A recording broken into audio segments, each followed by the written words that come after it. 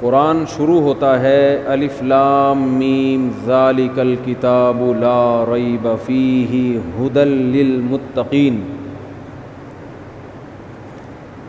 یہ جو رمضان ہے اس کو قرآن کے ساتھ بہت مناسبت ہے. یہ ایک دوسرے کے دوست ہیں.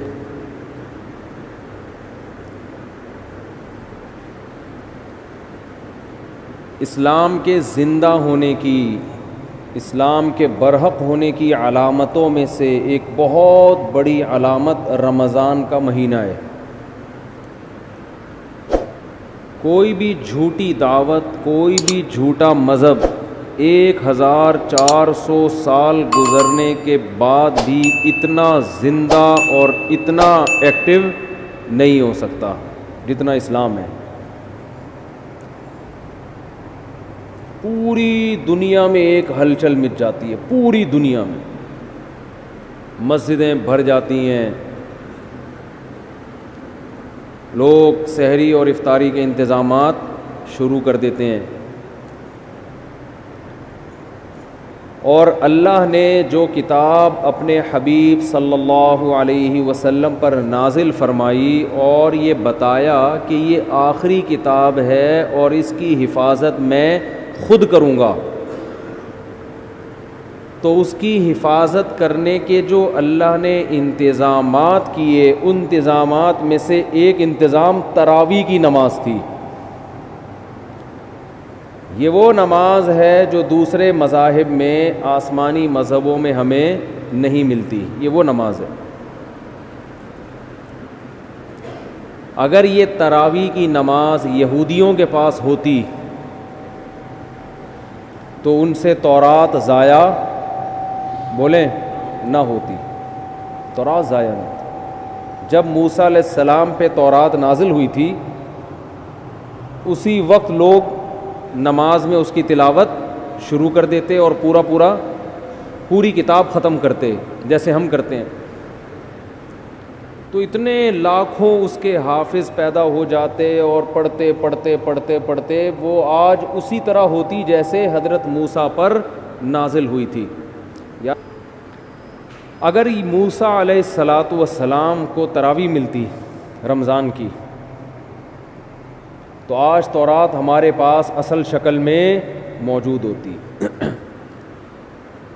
اگر عیسیٰ علیہ السلام کو یہ تراویح کی نماز ملتی تو آج انجیل اصل شکل میں موجود ہوتی. انجیل کے اتنے حافظ، موٹیویشن ملتی ہے نا. والدین جب اپنے بچوں کو دیکھتے ہیں کہ ہمارا بچہ نماز میں امامت کر رہا ہے اور الحمد سے لے کے والناس تک پورا قرآن سناتا ہے تو ان کا ظرف بڑا ہو جاتا ہے، دل بڑا ہو جاتا ہے. دوسرے والدین بھی سوچتے ہیں کہ ہم نے بھی اپنے بچوں کو حفظ کرانا. اس سے موٹیویشن ملتی ہے. اتنی موٹیویشن ملی کہ لاکھوں کروڑوں حافظ پیدا ہو گئے.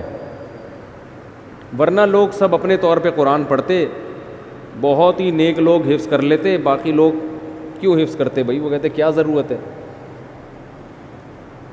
مجھے اپنا بچپن یاد ہے، میں جب حافظوں کو تراویح میں پورا قرآن پڑھتے ہوئے دیکھتا تھا نماز میں، میرا بہت دل چاہتا تھا کہ کاش اللہ مجھے بھی یہ صلاحیت دے کہ میں بھی الحمد سے لے کے والناس تک مصلی پہ کھڑا ہو کر پورا قرآن پڑھوں.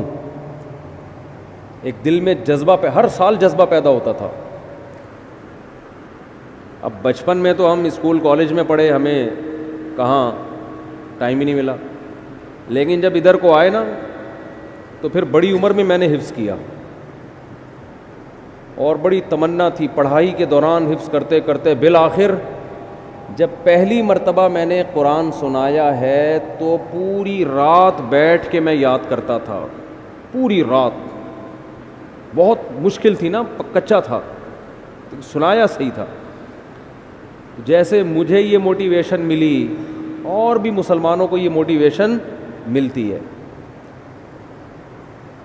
تو پچھلی کتابیں جو تھیں چونکہ ان شریعتوں کو اللہ نے ختم کرنا تھا، اللہ کو پتہ تھا کہ یہ ایک خاص وقت کے لوگوں کے لیے، زمانہ چینج ہوگا تو اس حساب سے اللہ کا جو آسمانی مذہب ہے اس کے احکام بھی آہستہ آہستہ چینج ہوں گے زمانے کے لحاظ سے.